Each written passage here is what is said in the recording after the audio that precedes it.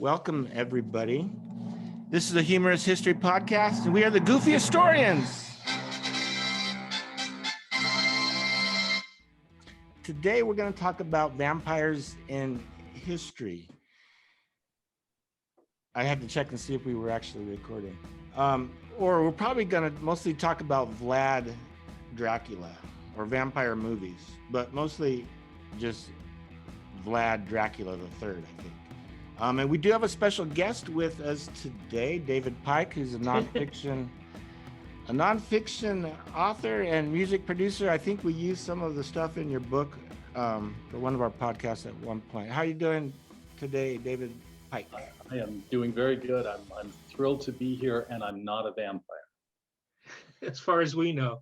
As far as we know. But did you took a and if you were, would you tell us? This is sunlight all around me. I just was worried if I'm the guest that people are going to assume I have some insider knowledge into this topic, which I don't. As far as you know, I don't. Yeah, but now it's like we are accusing you of being a vampire. But I don't know that we did that. Well, anyway, it's great that we can have you joining us here. And I wanted to tell everybody we got some special information on the science of impaling from the 15th century. So be sure and watch the entire video so you don't miss that. Basically, yeah. And then you can think, if you could impale one person, who would it be? Wow, that's a whole nother. That's another whole thought, right? Or would it be something you could even do, right? I mean, that's like the worst. It is. Way I think of for I think it's worse than being burnt. Else. I think it's worse than being burnt alive. Oh, if you did it right. Because the other thing is, as I like to say, how to keep somebody alive on a stick for 2 days. That's the art of impaling. But anyway, our motto is truth when necessary, but humor at all costs. Let's just get right back into it. There's so much to say about vampires. What can you say? Like if aliens came down and sucked all of our information out, at first glance, they'd be like, well, fuck, vampires are real. There's just so much. It would take several mortal human lifetimes to say everything there is to say about vampires. But where do they land in the food chain of alternate humans? I think that's changed over history. I mean, there has been 161 so far movies about vampires, right, in English, right, since movies first came out. So that's a lot of movies, as opposed to like the runner-up probably is who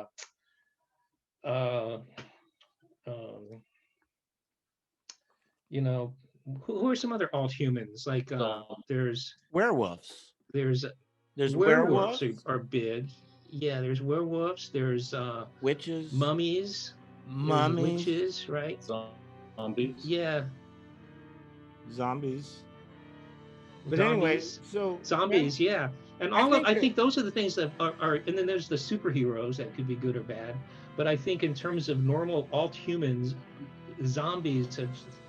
vampires have somehow evolved to the top of the alt human hierarchy, right? They're usually considered mysterious, handsome, powerful, wise, eternal, sexy, right? I mean, they don't like. And the bottom of the food chain, literally, would be zombies who just eat you, right? Where vampires sort of kiss you, right? Or they like prick your neck, something very, very endearing. But they didn't start out that way. I mean, Drac was not tall and handsome. He was short and fat. Yeah. and there was nothing very romantic about him at all. And he wasn't anti-Catholic. He was Catholic.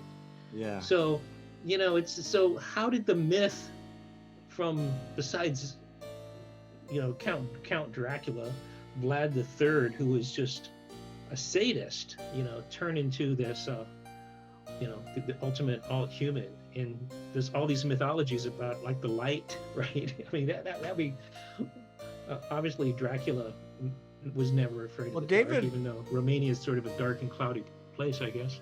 David had a theory about that. Although it's not a stake, what is it? They put a stake. What was your theory on that, Mr. Pike? Well, before I say that, I do want to concur that the OG vampires were the creepy ones, and it's sort of the modern take on vampires that are more densified and friendly and mysterious and all of that. But right, the Twilight yeah, novels and some of the yeah, which I haven't read. The tall and handsome guy in a cape. Right. I can't speak to those, but I did actually read Dracula by Bram Stoker. Yeah, Stoker. I mean, he's the one who started it all, actually. I guess he did, although there were these stories were circulating before, and I think he worked his way from those, but he probably crystallized a lot of it. It's an origin point for the way that we think of vampires. If we look at a timeline, we can look at that and compare what's changed.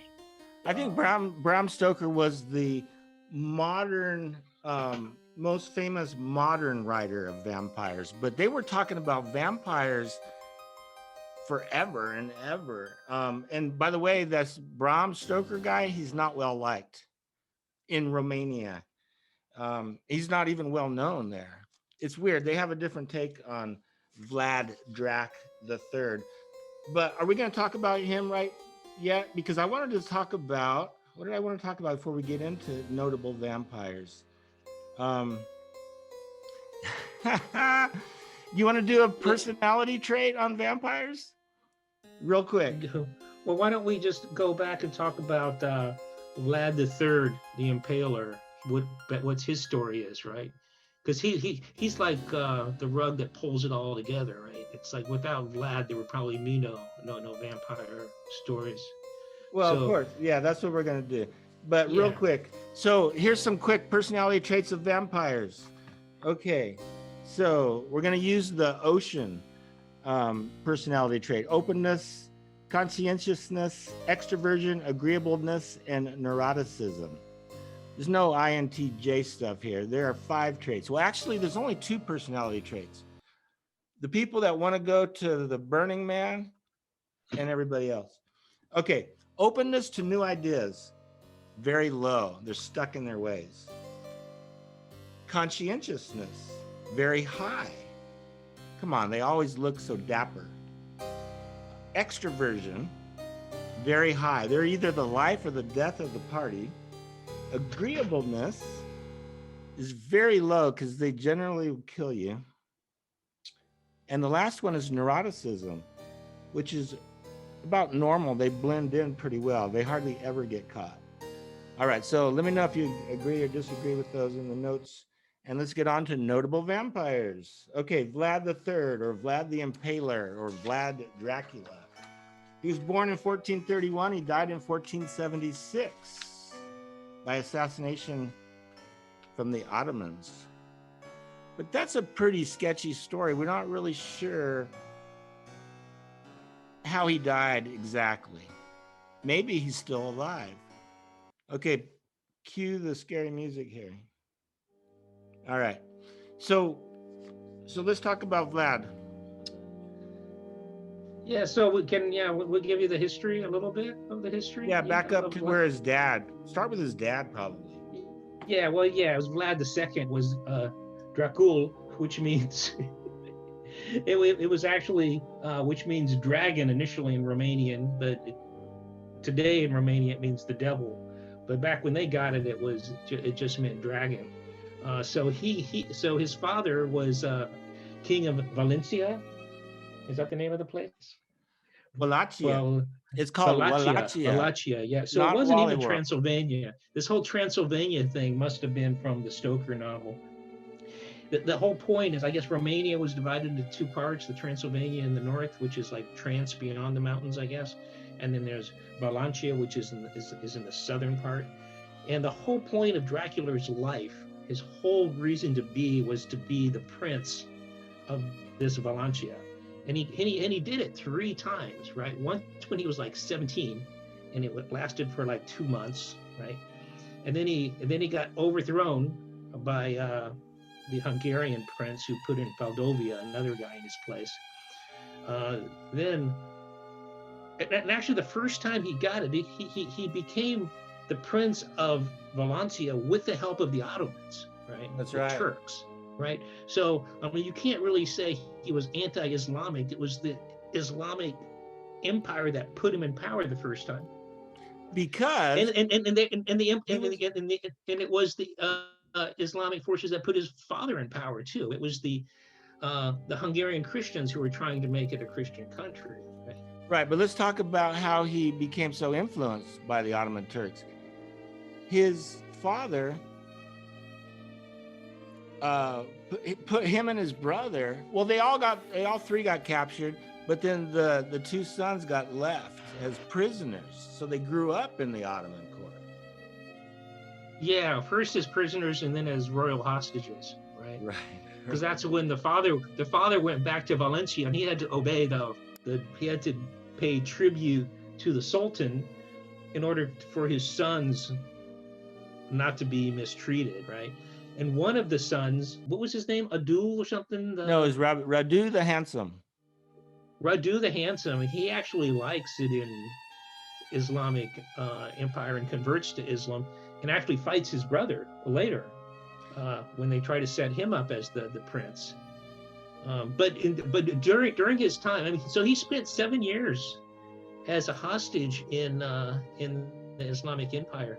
And I think that's the most important key moment here, because you said that he was a prisoner first and then a royal hostage, and then his father went against the Ottomans, and instead of killing the sons, they put him in a tower. And during that time when Vlad was in the tower, he could see below people getting impaled, and he was still a young man. So at first he probably was like way frightened, and then over time he probably went crazy, and he was seeing people being impaled outside his cell window. And then later everything was exactly okay. And that's when he started I mean, he didn't start impaling humans, he started impaling rats and mice that were in his cell, right? He started, like, is that when he started getting it all set up? Yeah, and then with he was doing like grasshoppers, whatever living thing was in his cell, he got little sticks and was impaling them. So he sort of perfected his but yeah, I guess by that time he felt betrayed. But when he did get out, they finally let him go again after his father died. His father died, and another Hungarian came down to be the king, and then the Ottomans again took over and set up Vlad III again, and so he was still under the Ottomans' influence. But when the Pope Pius, so this was his second reign, actually lasted 6 years. Remember, he was done. He died when he was like 42. So he died when he was 45. 45? Yeah, so he probably spent a third of his life as either a prisoner or as a hostage, torturing animals in his cell. Yeah, he spent a lot of time behind bars, and he had three different times that he was, it's not king, they call it voivode. That's the name of their king. Yeah. So he was that 3 different times. And there's a lot of crazy stuff that he did. Horror stories, basically. One of the stories that I like to tell is that he started and ended a war on poverty. He invited all the beggars into have a big feast, and then locked them in there after they had eaten and drank, and then burned the place down, because he said, like, well, it's best that they die on a full stomach. Saying he solved poverty in Romania, right? But he was an equal opportunity impaler, right? I mean, before that, right, he invited all the elites to a big feast. Big feast, and it did basically the same thing. He didn't burn them down. He put them in chains and made them build his castle. That's right. The Boyers. The elite were called the boyars. They're the aristocrats, and that story is crazy too, because they were having an Easter dinner, and then he had his guards round them all up and marched them off, and they died building his castle. So there's just horror story after but only horror the story. men, the women, the old women and children, he impaled out front. Well, yeah, because they couldn't work. But so anyway, this was going on, and the printing press had been around for a generation already. So all this stuff was being disseminated all across Europe. And it was when you went to a party, that's what you started with. You talked about, oh, wow, did you hear about Vlad Drac? And his name is Little Dragon. So he was like a boy named Stu. Yeah. So he was probably had a chip on his shoulder with that kind of a name. Right. Yeah, because his father was Dracula, which means dragon. And in Romanian, you put an A on the end of something, and that means it like junior. So he was like Dragon Junior, right? So he probably did have a chip, especially after his father betrayed him while he was a prisoner of the Ottomans.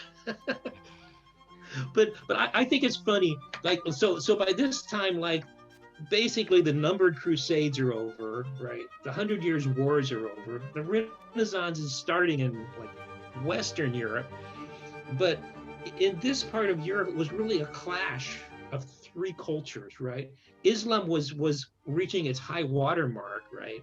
Catholicism was reaching its high water mark in the East, and the Orthodox was the same thing. So you had like three cultures trying to get a foothold in, like, basically it's the Balkans today, Romania, Serbia, and so during Vlad's career, he went from being a Catholic to an Orthodox to maybe, a supporter of the Islamic troops, and then back to being a Catholic at the end. Right? I don't think he believed in any of them, right? I think he was an opportunistic person. No, he believed in Romania, and he would do whatever. No, well, not even Romania, Valencia, just his part of Romania. That's all he didn't even have that big of goals. And there was only like 500,000, they say 400,000 people living in all of that area at the time. And during his reigns, so many people got killed. It was per capita worse than a lot of other things that comes to our mind. But you know what? There's another side to this. He did awful things, and clearly he was a psychopath and loved impaling people. But he also, because you could be good and bad, he's also a wise and cultured man. He just really had an awful temper. He was like pissed off at everybody, and he was very, like you said, what was one of the things for the personality traits? He was very moral. He had very strict moral standards, and which would be okay if you were just applying them to yourself. You wanted to be a moral person, but for him, once he got in control, everybody had to have his same moral standards, right? So that you couldn't do anything if it didn't conform to him. So like premarital sex, you found out, you were impaled, even if you were like 14. Oh man. Yeah, that's your the meeting thing. is about to we're upgrade. There's a lot of stories where he would bring people in front of him, and how they answered the question would determine whether they were impaled or not. And all you had to do with Vlad is just be honest, because if you were not honest, he knew it immediately. He could read faces. He was so good. And there's countless stories. He did let people go because they had a great answer for him. But yeah, he was an interesting guy.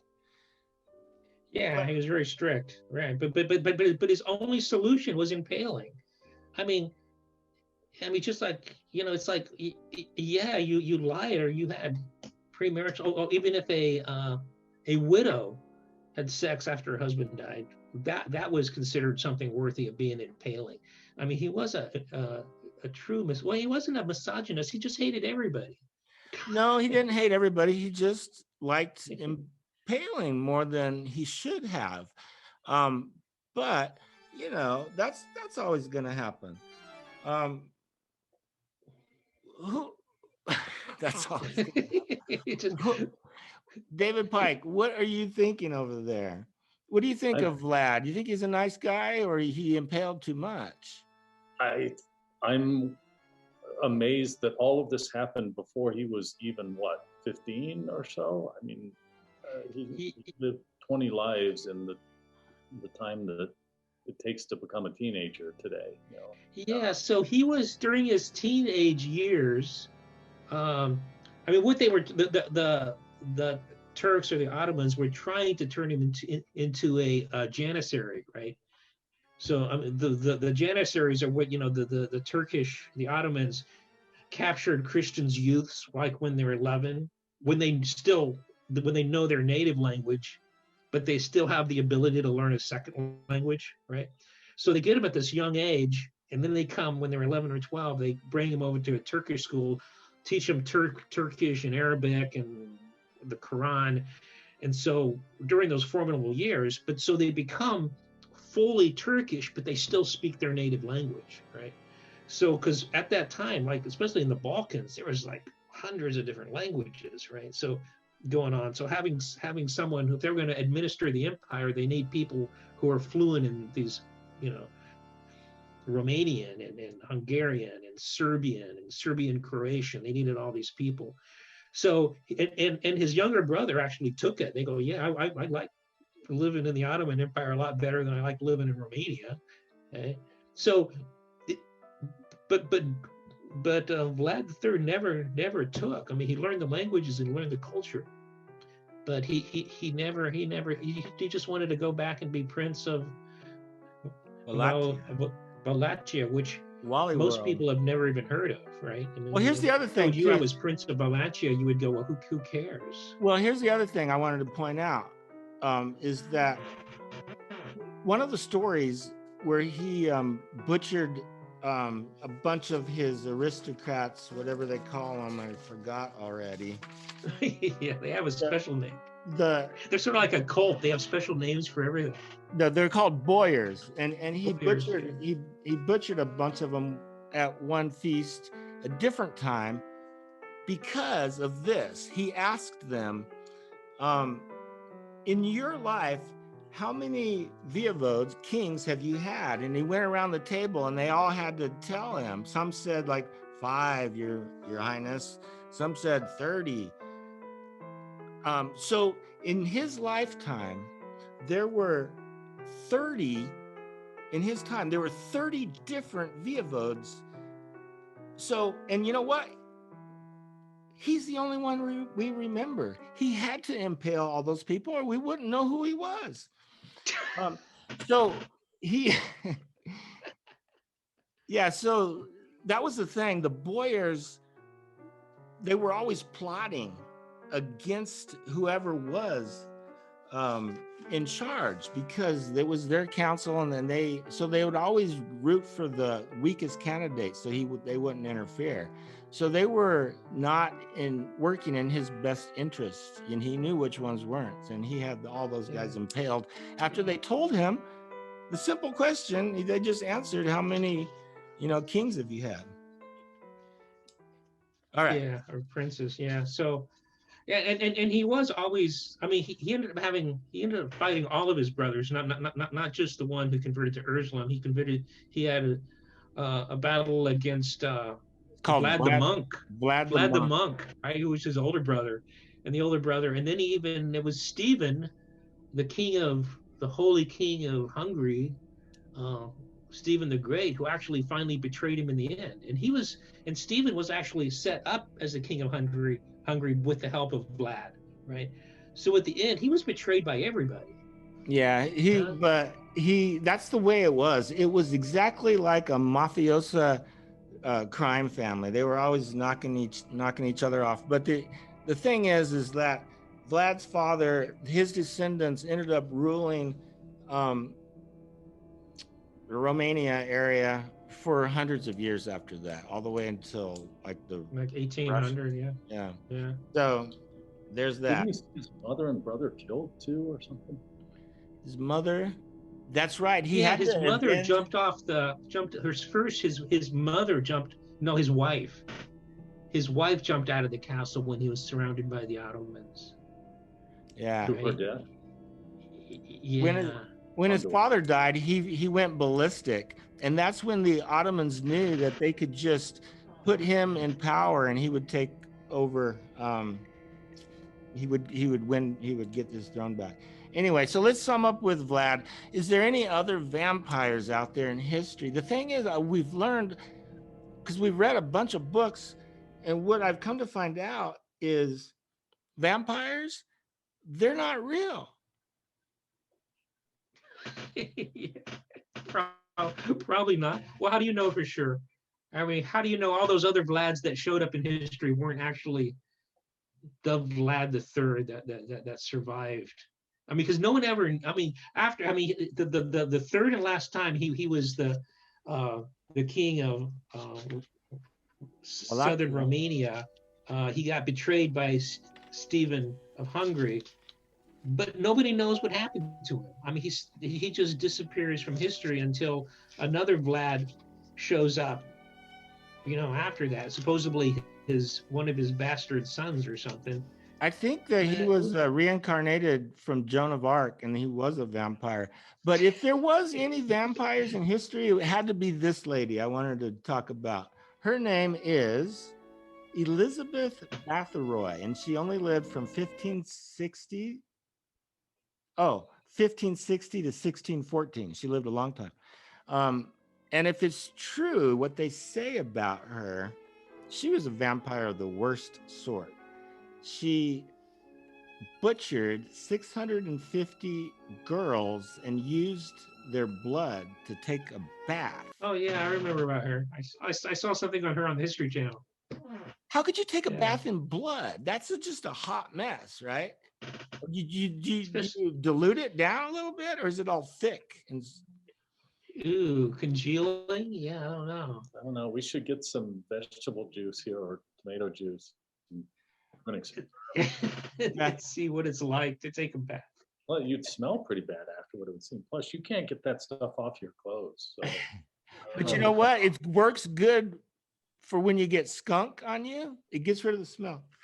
Yeah, and I wonder if they had like rapid tests to test for like COVID and the plague and stuff. I don't know if you'd want to be taking a bath in blood at that time. Talk about social distancing, man. I mean, she's going to pick up everything. But they're young girls, so I guess they're not exposed to all the diseases. Well, she lived to be 54. This Elizabeth did. So there was so many. There's just too many to mention. Histories and vampire, popular cultures, films and books, and Halloween. And my favorite, I'll tell you who my favorite is. So Anne Rice wrote all those vampire books, Vampire Diaries, and they made a few of them into movies, and Tom Cruise played Lestat. Yeah. And he was superb. Great movie. Watch it if you can. The other movie we got to talk about, this is David Pike's movie. He was telling me about it. It is truly the creepiest movie, and it was a silent movie in 1920. How do you pronounce that? Nosferatu. Oh yeah. It's actually 1922, and so I love horror movies. I watch horror movies all the time. I've seen all 3 Human Centipede movies, just to show you my credibility here. Perspective, huh? Yeah, and very few of them scare me, but that movie scared me. And I saw it probably for the first time, I don't know, maybe 30 years ago. Wow. It freaked me out. And then when I knew I was going to be joining you all, I watched it again, and it creeped me. So this is a creepy movie. It's black and white. It's he was not good looking. That vampire is not good looking vampire. Yeah, that's a big part of it. Is just he's OG vampire, the kind that I think Stoker had in mind. He was just creepy looking. The story is actually based on Bram Stoker's. It says in the titles it's based on Dracula, which actually got them in trouble for doing that. But the movie moves. It changes the setting from London to Bremen, Germany. changes some of the names and plays around with characters and everything, but and a bit with the plot. But yeah, it's creepy. And part of what creeps it out for me, or makes it creepy for me, is just the way that silent movies are. You know, they would cast an expression on their face of pleasure or happiness or horror or whatever it was, and it would be exaggerated because they couldn't speak. And then they'd hold that, or in this movie anyway, they hold it for the whole scene.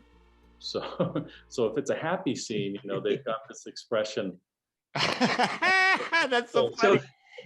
So even the happy scenes are kind of creepy. Exactly, the creepy scenes and the happy scenes, they kind of blend together. I've never seen. I think you sent me. That movie makes that movie makes the entire 1920s look so scary. Yeah. We never want to go to the 1920s. Yeah. It triggers. Yeah, we just skip to the 30s and 40s, huh? Right. It triggers the uncanny valley response, and so I see that, and I'm like, those don't look human to me. Yeah. Which in the case of this movie works really beautifully. But one of the things that's interesting, back to the earlier point about, you know, at what point did vampires become what we think of vampires today? And I don't know that there's a point. I think it's sort of history layered one part of the myth over another part and borrowed it from here and all of that, as often happens. But one interesting little stream that comes into this is when he moves, you know, the story, as you all probably know, is the count whose name in this is not Dracula, it's Orkol or something, Orkol, something like that, I can't remember. He buys a building, a new palace, a new place to live in Germany, and then he comes there, you know, by ship. And he actually, in this case, he brings rats, and the rats are then believed to be responsible for the plague, which it doesn't really show up in the other versions of it. So this one's kind of interesting that it added that, and it's not clear to me. I haven't really studied this movie, so it's not clear whether that happens intentionally or whether the rats just are in the coffins with him. I think it's intentional. He brings them presumably to release the plague, I guess as a cover for what he's out there doing. So lots of people. Those are snacks. Are there things to practice on? Well, that's true. Yeah, but he also, I think, feeds on the ship's crew during the journey, and it gives him, you know, if the medical examiner asks him why all these people are ending up dead, he can say, well, I guess it's the plague. You know, I can't imagine what else it would be. So it gives him some degree of cover, I guess. He's a smart guy. I told you they're smart. They're smart. Very smart. Yeah. But it's a fantastic movie, and we're lucky to be able to watch it because it almost was removed from history. They when the company made the film, it was a small company that was formed, and they made this film. They kind of forgot to secure the rights to the Dracula story from Stoker, his estate, and so they were sued for copyright infringement. And you know, they have in the title credits that it's based on the Bram Stoker novel, so it was probably an easy win for the plaintiffs. And as part of that, all the copies of the movie were ordered destroyed, but enough, I guess, had been produced and sent out and distributed that one or a handful of them, I guess, survived and got copied. And so we have it. So we got into the real treasure. The domain. It's an amazing, amazing film to watch, and it's. I think it's public domain. It's available online. Watch it. It's interesting. Even before Stoker, there was a not a very good one, but Lord Byron's girlfriend. You know Lord Byron, the poet. Yeah. She was the first one to actually. Or maybe it was Byron himself actually wrote the Verse of Empire novel. Because they were at all these writers were at a house or something, and then They were in taking Geneva. opium. They were taking opium, and then they made a bet. They're like, "Oh, let's see who can write the scariest story." There was Right. Frankenstein got written too, right? Yeah, Shelley was there, and his wife. It was Shelley's wife that wrote Frankenstein. Yeah, Mary. So it was sort of a competition between Frankenstein and the vampire as the best alt human. But I think there's only been like 60 or so Frankenstein novels, right, or movies. There's like a lot more. So I think the Dracula wins over Frankenstein. I guess the Wolfman too was part of that summer party. No kidding. But really though, really who wins, I think, is Tom Cruise. No. I do like Tom Cruise though. Come on, has he ever made a bad movie? Okay, don't start me talking about Tom Cruise and the Kardashians. Okay, no, Sesame Street. David Pike brought this up. The most famous vampire of all is Count Dracula on Sesame Street. He's like one hamburger. Count Cookie or what? No, the Cookie Monster. No, two hamburger.